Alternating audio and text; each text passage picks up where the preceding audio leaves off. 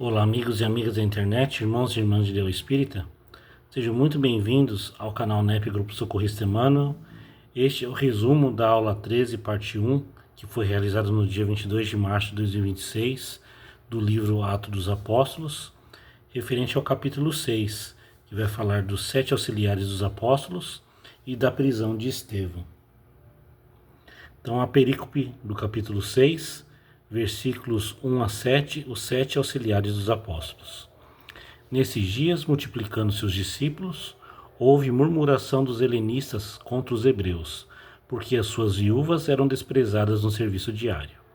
Os 12, convocando a multidão dos discípulos, disseram: Não é razoável que nós deixemos a palavra de Deus para servir às mesas. Irmãos, selecionai dentre vós 7 varões atestados, cheios de espírito e sabedoria, os quais constituiremos sobre esta necessidade. Nós perseveraremos na oração e no serviço da palavra.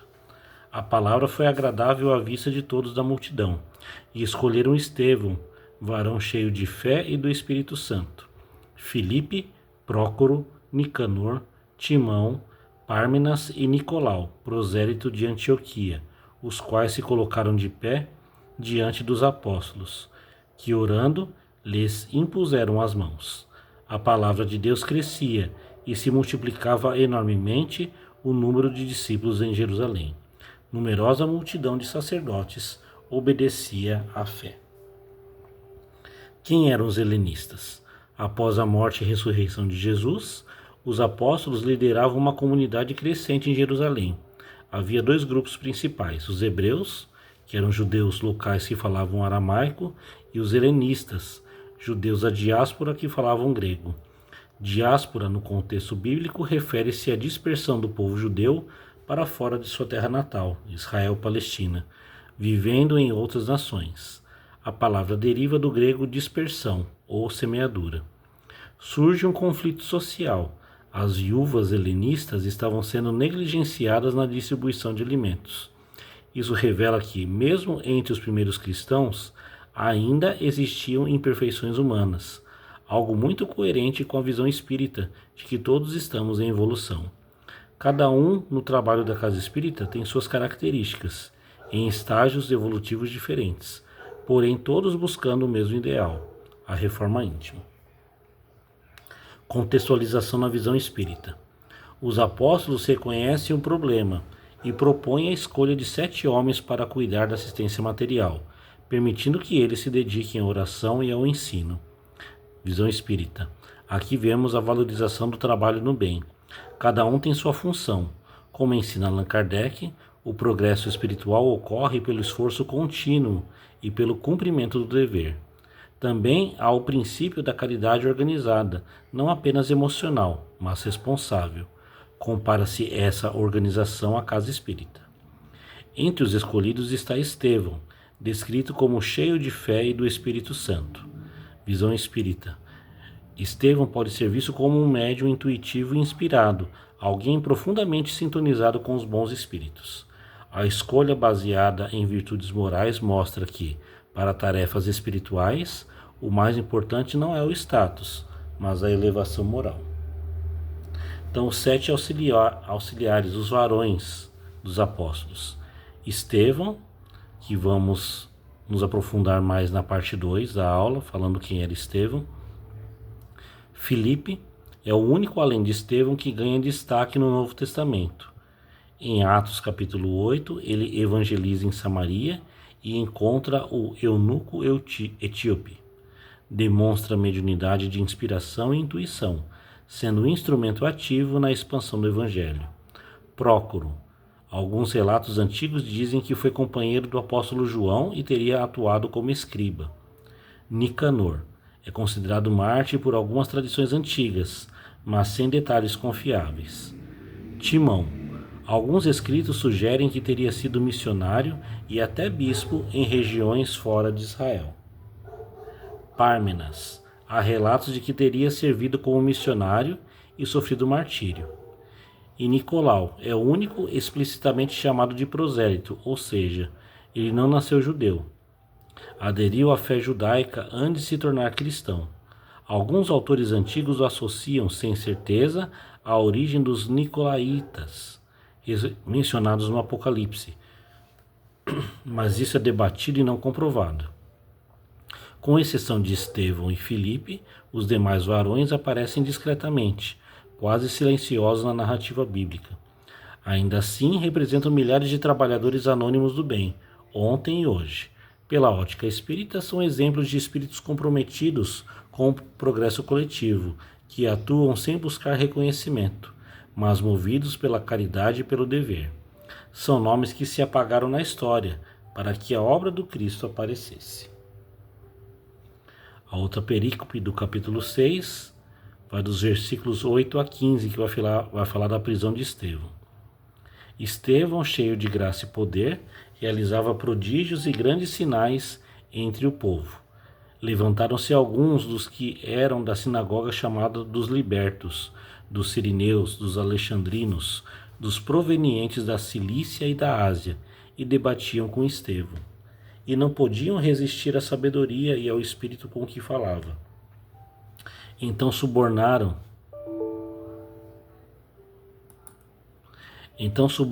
varões que diziam: temos ouvido este homem falando palavras blasfemas contra Moisés e contra Deus. Instigaram o povo, os anciãos e os escribas, e aproximando-se, o arrebataram e o conduziram ao sinédrio. Apresentaram testemunhas falsas que diziam: este homem não cessa de falar palavras contra o lugar santo e contra a lei. Pois nós o ouvimos dizer que esse Jesus, o Nazareno, destruirá este lugar e mudará os costumes que Moisés nos transmitiu. Todos os que estavam sentados no sinédrio, fixando os olhos nele, viram o rosto dele como se fosse rosto de anjo. Então aqui a gente vai se aprofundar falando sobre a sinagoga dos libertos. Aí tem uma representação. Contexto histórico. A palavra libertos, do latim libertini, refere-se a ex-escravos ou descendentes de escravos que haviam sido libertados. No contexto do Império Romano, muitos judeus foram levados como escravos para Roma, especialmente após conquistas militares. Com o tempo, alguns foram libertos e formaram comunidades próprias. Esses libertos ou seus descendentes mantinham forte identidade religiosa judaica. Assim, a Sinagoga dos Libertos era provavelmente uma congregação judaica formada por ex-escravos judeus libertos e seus descendentes, pessoas com vivência fora de Israel, influenciadas pela cultura greco-romana. Origem dos frequentadores. Eram provavelmente descendentes de judeus capturados por Pompeu em 63 a.C. e posteriormente libertados pelos romanos, chamados forros, ou judeus helenistas que falavam grego e mantinham sinagogas próprias. O versículo menciona também grupos ligados a essa sinagoga. Vinham de Cirene, norte da África, atual Líbia, Alexandria, no Egito, um grande centro cultural, Cilícia, região da Turquia, da atual Turquia, e a província romana na Ásia Menor. Isso indica que não era uma sinagoga comum de Jerusalém, mas um espaço frequentado por judeus da diáspora. Muitos deles falavam grego, tinham formação intelectual mais ampla e estavam acostumados a debates filosóficos e teológicos. Características da Sinagoga dos Libertos. Primeiro, ambiente de debate. Esses judeus estavam habituados à argumentação. Por isso, engajaram-se em discussões com Estevão e tentaram refutar suas ideias racionalmente. Segundo, influência cultural diversa. Por virem de várias regiões, misturavam tradições judaicas com cultura helenista. Tinham visão mais ampla, mas também podiam ser rígidos na defesa da identidade religiosa. E terceiro, zelo pela lei. Apesar da vivência fora de Israel, eram profundamente ligados à lei de Moisés. Viram na mensagem de Estevão uma ameaça às tradições do povo hebreu. Então, por que entraram em conflito com Estevão? Estevão pregava que Jesus era o Messias, o culto a Deus não se limitava ao templo e que a lei deveria ser compreendida em espírito, não apenas na letra. Isso confrontava diretamente a visão tradicional da lei mosaica, a centralidade do templo, o orgulho religioso daquele grupo. Como foram incapazes de vencê-lo no debate, recorreram à acusação, mostrando um conflito mais moral do que intelectual. Contextualização na visão espírita. A sinagoga representa a religiosidade formal, enquanto Estevão expressa a vivência espiritual verdadeira. Como ensina Allan Kardec, a verdadeira religião está na transformação moral, não apenas nos ritos. Eram pessoas instruídas, mas presas ao orgulho e resistentes a novas verdades. Isso ilustra um ponto central do espiritismo. O conhecimento sem humildade pode atrasar o progresso espiritual. O confronto com Estevão mostra pessoas, no caso espíritos, em diferentes graus evolutivos, e o embate entre aqueles mais abertos à verdade e aqueles ainda presos ao passado. A Sinagoga dos Libertos continua existindo simbolicamente, em ambientes religiosos que priorizam a forma e esquecem o amor, em pessoas que conhecem muito, mas vivem pouco bem, em debates onde o objetivo não é a verdade, mas vencer o outro.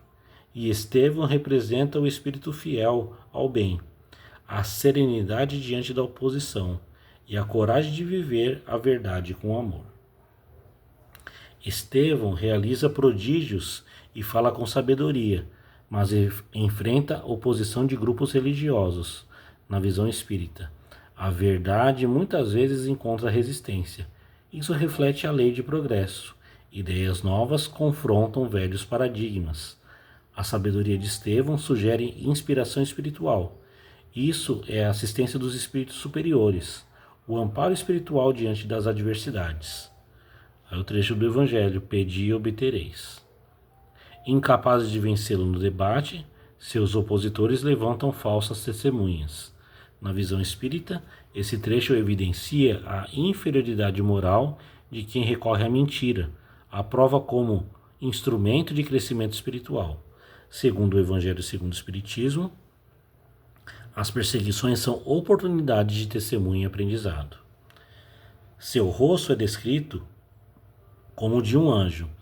Na visão espírita, esse detalhe simboliza o estado de elevação espiritual e paz interior de Estevão. Mesmo diante da injustiça, Estevão demonstra equilíbrio, sinal de alguém que já compreende a vida além da matéria e confia na justiça divina. Então, a aplicação na vivência espírita, na reforma íntima. Primeiro, organização interior. Assim como os apóstolos organizaram tarefas, nós também precisamos organizar nossa vida, priorizar o essencial, oração, estudo, prática do bem, e evitar a desordem interior, emoções desequilibradas, os impulsos. Reforma íntima começa com disciplina. Segundo, caridade equilibrada. Os discípulos perceberam uma falha e corrigiram. Na nossa vida, eu posso estar ajudando, mas será que eu estou sendo justo e atento? A verdadeira caridade, como ensina Allan Kardec, exige consciência e responsabilidade. Terceiro, humildade para reconhecer falhas. A comunidade tinha problemas e isso não foi escondido. Na reforma íntima, reconhecer erros é avanço, não fraqueza. Negar falhas é estagnação espiritual. Parar de achar culpados e assumir as responsabilidades pelos nossos atos. Quarto, serviço no bem, mesmo sem destaque. A maioria dos 7 quase não aparece depois. Isso ensina que nem todo trabalho será visível. O mais importante é servir, não aparecer. Quinto, postura diante das provas. Estevão enfrentou acusações injustas com serenidade.